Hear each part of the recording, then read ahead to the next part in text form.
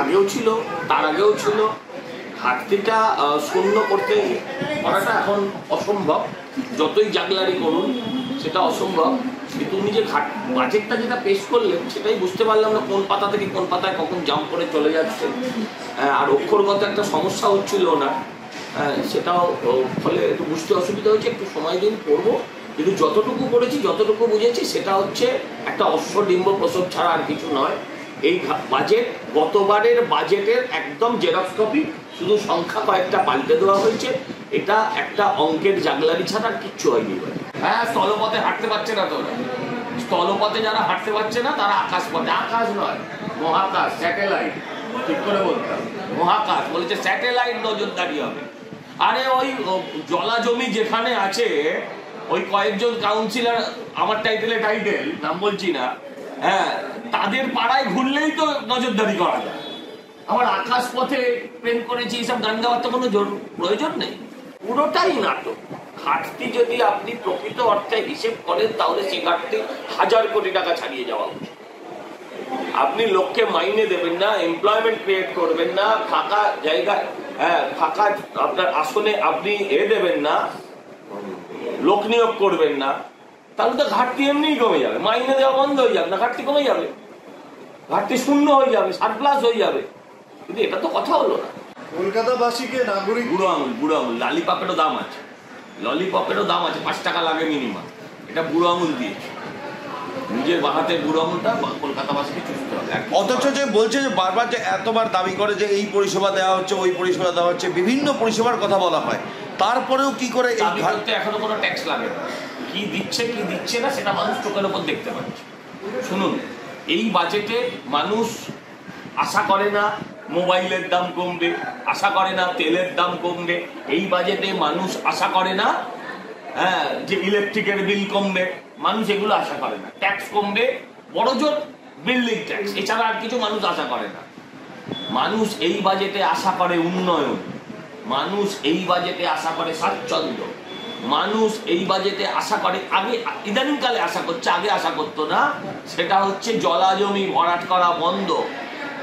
এগুলো কি আমরা পাবো? এগুলো কি মানুষের জন্য হবে? এই বাজেটে মানুষ আশা করে শহরের বুকে একটা ছোট ছোট সবুজ পার্ক, সেটা কি পাবে মানুষ? খেলার জায়গা, প্রাথমিক স্কুল মানুষ আশা করে। এই বাজেটে তার কোনো দিশা নেই।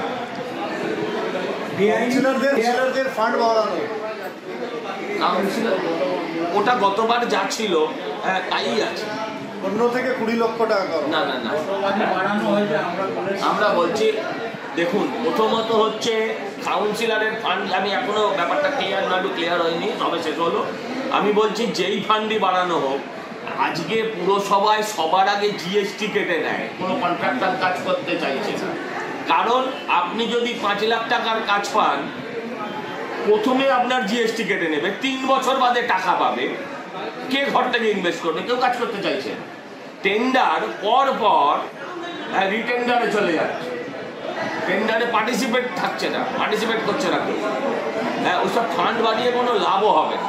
আজকে যা বাজেট দেখেছি, মেয়র পড়তেই চাইছে না, মেয়র যে 5 মিনিট পড়ে চলে যায়। মেয়রকে দায়িত্ব আছে এই পদে, পুরো বাজেটটা পড়ুন, পাবলিক দেখবে। আপনি বলেছেন কাউন্সিলর ফান্ড বাড়িয়ে দিয়েছেন, কি সামান্য কাউন্সিলর ফান্ডে এটা তো আমরা কাজই করতে পারছি না। আজকে একটু সামান্য বৃষ্টি হলো, জায়গা জায়গা জল জমে গেছে, কি আছে দিশা?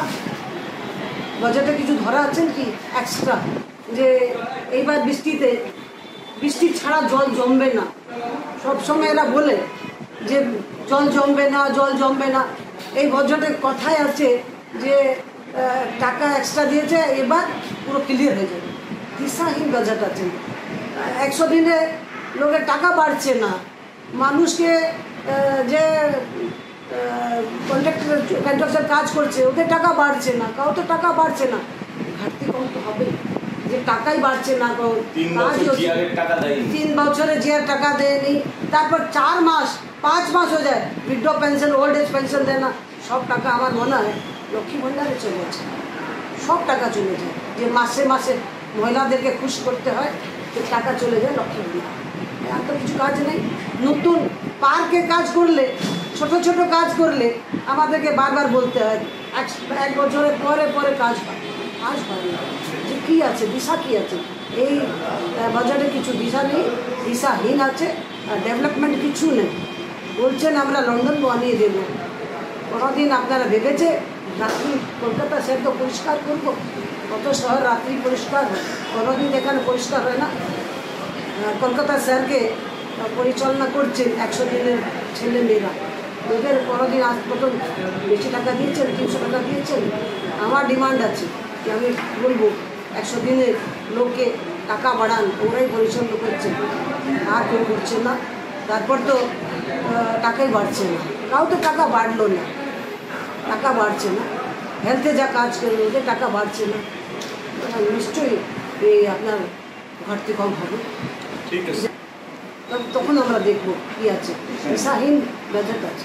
আমাদের ভিডিও ভালো লাগলে লাইক এবং শেয়ার করুন। কমেন্ট সেকশনে গিয়ে জানান আপনাদের মতামত। আরও ভিডিও পেতে আমাদের চ্যানেল সাবস্ক্রাইব করুন এবং প্রতি মুহূর্তে খবরের আপডেট পেতে প্রেস করুন বেল আইকন।